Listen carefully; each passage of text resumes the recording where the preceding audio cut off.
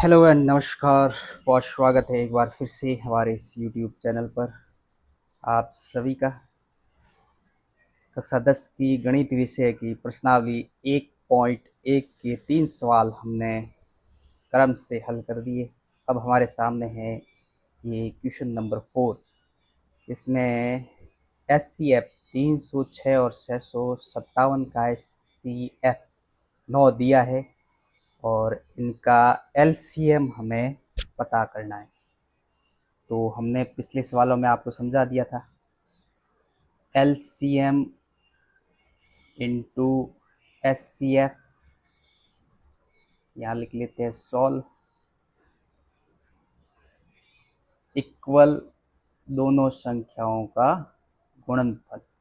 दोनों संख्याओं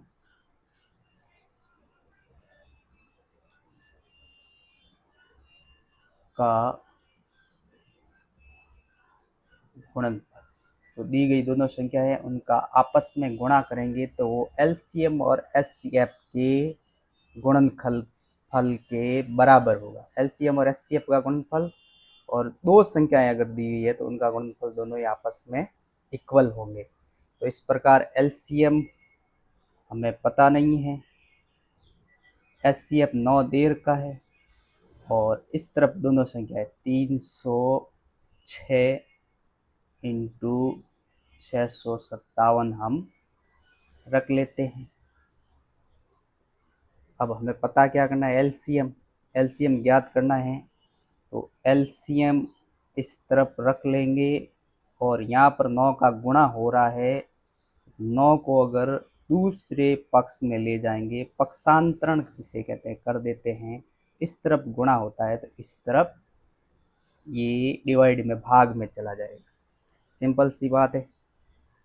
अब 9 एकम 9, 9 तिया 27, 30 में से 27 गए 3, 3 और 6 36 हो गए, 4 नम्बे 37। इस प्रकार LCM बराबर 34 इंटू 657। तो हम इसका गुणा इस तरफ साइड में कर लेते हैं।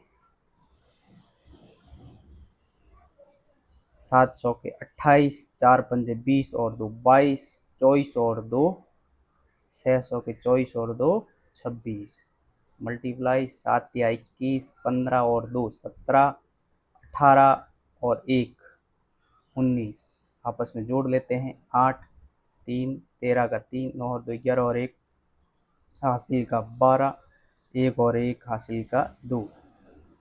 इस प्रकार LCM है जो इसका आ गया 22,338। तो इस सवाल को सॉल्व करने के लिए हमें सिर्फ दो ही बातों का ध्यान रखना है कि LCM और SCF का जो गुणनफल होता है वो जो दी गई दो संख्या हैं उनके गुणनफल के बराबर होता है और संख्या अगर 2 से ज़्यादा है तो ये नियम उन पे लागू नहीं होगा। बड़ी आसानी से ये सवाल हमारा सॉल्व हो गया। अगली बार हम फिर आएंगे अगले वीडियो में अगला सवाल लेके। तब तक के लिए बहुत धन्यवाद।